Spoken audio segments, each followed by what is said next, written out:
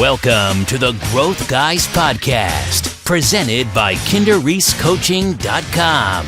This is the #1 podcast for real estate agents who are serious about growing their business. Get the strategies and tactics to grow your business fast while building the lifestyle. Sit back, buckle up, and get ready, because we're about to get real. The Growth Guys Podcast starts right now.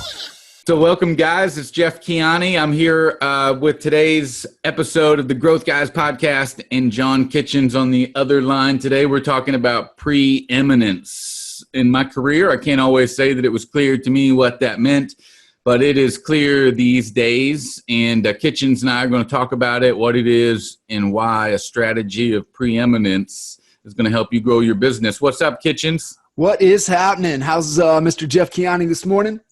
I'm fantastic. It's a beautiful day on this side of the world in Grapevine, Texas. Beautiful Grapevine, Texas. It's the Christmas capital of the country. So when it gets to be December, y'all come and visit. Yeah, buddy, and definitely make sure you swing into the Gaylord and partake in all of the festivities down there. What do they have? The whole ice adventure down there. And during the holiday season, they got the ice sculpture event at the Gaylord Texan. It's pretty amazing. You put on these parkas that you feel like you're on an Arctic expedition, and you put on these parkas and you walk through. And it is impressive. These are not like a swan ice sculpture that you had at your wedding or something. These things these things are full size. If there's a house made out of ice, it's this full size house, and you can walk in it. There's a water slide, an ice slide that's part of a castle that I slid down when I went. So it's pretty amazing. And there's a whole bunch of stuff during the Christmas time here. And, talking about today's subject, there's a marketing strategy in which they created preeminence around the town of Grapevine as being the Christmas capital of the country. And hell, I don't know if they have the most lights or the most trees, or if they really are. I don't know, but they said they are. And they said they are. And if you Google it right now, you'll be a believer that they are. And in my mind, that equals a pretty high level of preeminence that they have achieved. Why don't you tell us a little bit more, man, about what today's subject really is, Kitch? Yeah, and we were really introduced to this philosophy, methodology, just belief, way of thinking from Jay Abraham back in 2005, and it was something that I think we kind of felt at our core. That's why it really resonated, really, really well with us, and. To really just distill it down into the simplest of forms, when you really, geez, what the heck is that? What is the strategy of preeminence? Is really just understanding the difference between customer and client. And, by definition from Webster, it's a customer is one that purchases a commodity or service. Man, how does that, ring true for, a lot of agents in this industry that feel that we're just a commodity.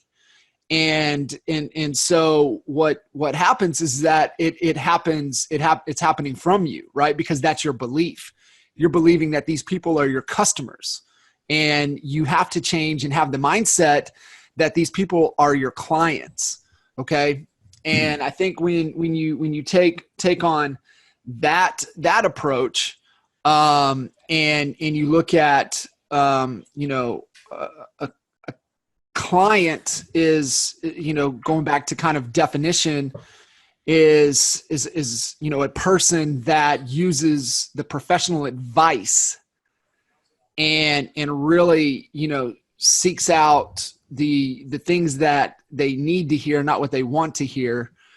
And so when you change that mindset and that belief in yourself, and you start to portray and articulate that in all of your communications and your interactions with everybody that you come associated with, man, then that really starts to reflect and really starts to build trust. And I think that's one of the key things that we're looking for, especially in this industry, man, is not being that commodity, but being that go-to resource for professional advice. And it all starts with, the belief and mindset of the strategy of preeminence. Yeah, that's well said. And if anybody ever has a chance to come to one of our expert advisor boot camps, I think that it's at the core of what we teach at those events, really differentiating yourself as an advisor and creating a value proposition built around that, which is far different than just the service that you provide. Who you are is much more valuable than the service that you're providing. And if you approach it from that perspective, then what you invest, the resources you consume into improving who you are, ensures that whoever you're dealing with is going to get value. And I think it's much easier to then create a brand or to create a consistent level of awareness to the point where you're associated with it. I talked about Grapevine. If you see any of that marketing, when I say Grapevine, Texas, you're going to think Christmas. And it's what we try to teach agents, is to position themselves as the advisor through a strategy of preeminence, so that when somebody says in my neighborhood, what real estate agent should I use, or who's crushing it in this area, I would think of a particular person in Flower Mound, Texas. Maybe it's Rusty Rhodes, right? Or whatever his name is. I mean, he might have it wrong, but you want to be that second thought. Yeah. You said something there just kind of a second ago that kind of rang true to, really what it's about to build trust, right? To build trust within your marketplace, to build trust within your team, within your clientele, it's being authentic times time. So being who you are at your core times time, right? It doesn't happen overnight. It's really positioning yourself as that, trusted advisor that, really is at the core, is looking out for the best interest of the people that you engage with. Being authentic times time over time builds trust. And so I think that has to be consistent, like you were saying, in all of your messaging. It has to be consistent. It's just like you said, just Grapevine's a great example. If you get into the marketing, the Google, the story, the language, I would be willing to bet a lot of it is aligned to that, right? Because they're being consistent in who they are. It makes me laugh. Holly's from the watermelon capital of the world, which is Rush Springs, Oklahoma, and that's everywhere. Rush Springs, like I don't even know, they maybe have one stoplight, and yet they are positioned, and they have the Watermelon Festival one day a year, right? One day a year, but they are the watermelon capital of the world. They do have the best watermelons on the planet, but it really isn't consistent in their message and in who they are. They're being authentic. So I think that kind of hits the point. But you and I were chatting a little bit earlier. And when you look at strategy of preeminence, you have three different clients that you really have to understand how this works, and only one of them is going to pay you. And so the other two are, one is your team, is your staff, and are you pouring into them and providing them with the best possible solutions and services and insight and the resources they need to succeed, really caring about their success and doing everything you can to make them successful and helping them get clear, giving them the plan, giving them the resources and really caring, right? We talk about that from a leadership perspective. Care is the glue that really brings everything together. And so really pouring into your people. The other is your vendors and your affiliates. The best example that I can give is, when we work with real estate agents and we talk about offsetting our marketing expenses through affiliate, relationships, they're like, well, man, I've got 3 different mortgage companies that are contributing to our success. And, I kind of step back and I'm like, how in the hell can you pour into 3 different people that are all fighting for the same piece of your business? It's not possible. What would happen if you took one and really poured into them and gave them all of, your knowledge, your time, your resources, understood what they are trying to accomplish, understood their vision, their values, and making sure that you're aligning and contributing and pouring into their lives at a super high level? Do you think you would get a greater return out of that one than those 3? Yeah, absolutely you would. And so but if you don't understand the strategy of preeminence, then you don't understand that how to nurture and build and develop that relationship. And then obviously it's your clients, right? And really positioning yourself as the go-to authority and resource over an extended period of time to build that trust with them, build the trust with your team, build the trust with your affiliates, and build the trust with the marketplace. That really will set you apart, and why the strategy of preeminence is so powerful once you understand it. That's great stuff. And just to unpack that, so you've got staff, vendors and affiliates, and clients, and the goal is to be authentic in always over time with each one of those group of individuals, your staff, your vendors, and your affiliates, and your clients. You multiply each one of those by massive authenticity over a period of time, and you build trust. And that's the only way that you get people really to change behavior. It's, stuff happens in the brain. And it's funny, Kitchens, I'm reading a book right now that's called What Great Salespeople Do. And it is written by one of the original participants in the spin selling experiment and study that went on 30 years ago or something like that. They took 1,500 sales calls from the best salespeople across America, and they really analyzed them and broke them down to find out what the common themes were and what was that magic thing that we call mojo, or, just a gift of gab or whatever. Like, what is that magic thing, and can you teach it? And throughout that, they determined that, stuff happens in the brain. And that's what those people that sit down and somebody has an objection, and all of a sudden somebody sits down and starts talking to them about the Chicago Cubs, and all of a sudden that objection disappears, right? They're making a connection with those people, and they're building massive trust while doing so. And at that point, chemicals are released in the brain, in the neocortex region, and that changes people's behavior. And that's how they go from 1 second not wanting to do anything to the next second being willing to do whatever you tell them. I mean, that is true preeminence. And it doesn't come from saying how good your product is. It doesn't come from saying how good your service is. It comes through an emotional connection made with people. And the way you make the emotional connection is consistency and authenticity, bottom line.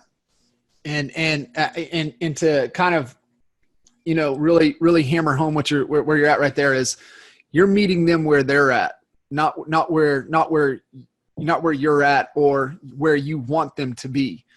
You're meeting them where they are at. And that's a huge get. It's a huge get for our team. That's a huge get for, our vendor relations, and really even more powerful, with our clients. And let me give you another distinction on this that'll really help clarify it. When you're meeting with the client and you're going through and you're doing your discovery, right? We talk about it, expert knowledge. We talk about asking the hard questions. What's plan B? What if the home doesn't sell? Well, Jeff, we hadn't thought about that. The home has to sell. Okay. But let's talk about if it doesn't. What is plan B? Well, there is no plan B. There's only plan A. Okay, so you're telling me you're super motivated no matter what. We have to position the home. This home, you've got to make this move. Absolutely. So you're uncovering their true motivation. But at the end of the day, when you do all of the homework and you step back and you look at what is the best possible situation for this particular person, family, individual, human being, it may be best for them that they can sell. And it's hard, especially in this business where a lot of people are just chasing the next commission, and they need that commission more than that person needs to sell the house. And so they're giving the wrong advice. They're giving the wrong direction. It's just wrong. And it's not the strategy of preeminence.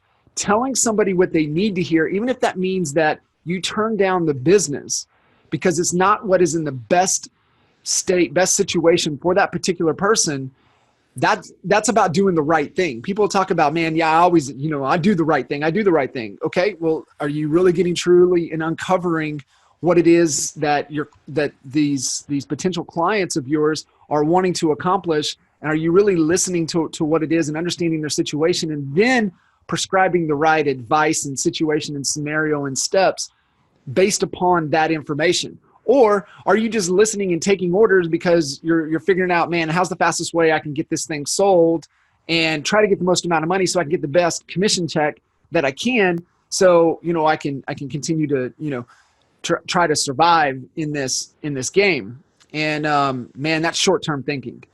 And what we really have to look at is looking at it from a long-term perspective by really, really understanding everybody's situation, where they're at, meeting them where they're at, and giving them the best possible advice and scenario and strategy to accomplish what it is that they need to accomplish, because that's the right thing.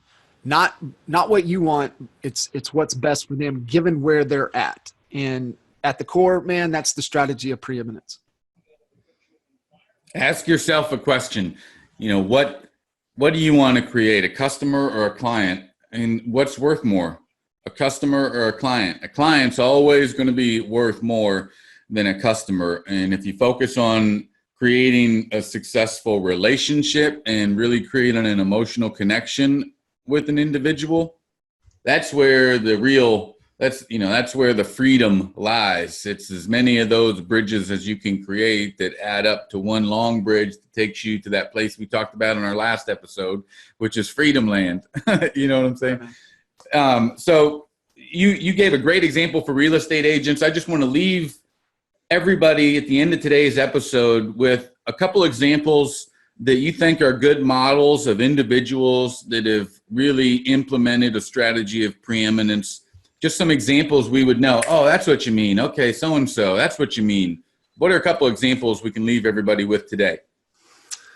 Jay Abraham is definitely, the teacher of this philosophy. So really looking at that.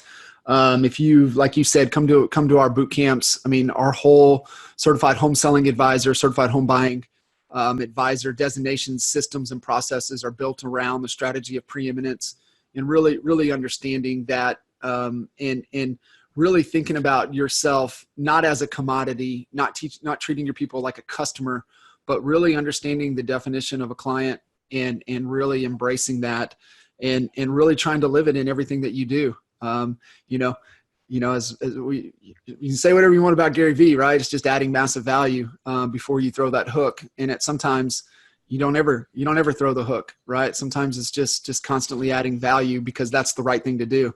And a lot of jabs, you know what I mean? A lot of jabs, man. A lot of jabs. there may never be a time that you try to extract the value that you're depositing.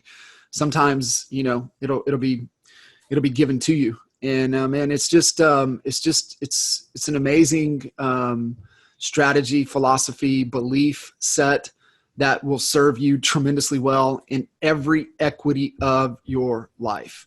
And so highly encourage you guys to dive a little bit deeper with it, and really look at how you can start implementing that into your business and into your life. Yeah, you brought up a good example of somebody who's leveraging preeminence there with Gary Vee. Look at all the people. If you haven't bought anything from him, look what he's doing. right? He's doing it all for free, and he's building goodwill and trust. Maybe you buy something someday. Gordon Ramsay, you talk to, I think chefs and cooking. I think of Gordon Ramsay. He's built that around his person. So look for a way to make that connection with your clients. Guys, we always look forward to having you here on these episodes of the Growth Guys podcast. We got a lot more coming. If you're interested in jumping on a clarity call or a growth call, as we like to call them these days, and talk with one of our expert coaches, really get clear on what the next steps are that you need to be focused on to grow your business, be sure and go to kinderreese.com, and let's get that scheduled so that we can start making some changes today. And Kitchens, we're going to sign off today. Any final words? That's it, man. Just, embrace it. It'll change not only your life, but it'll change, the lives of everybody that you come in contact with. All right, guys. We'll see you on the next episode. See you. To find out how to build a 7-figure real estate business in 3 years or less, go to kinderreesecoaching.com.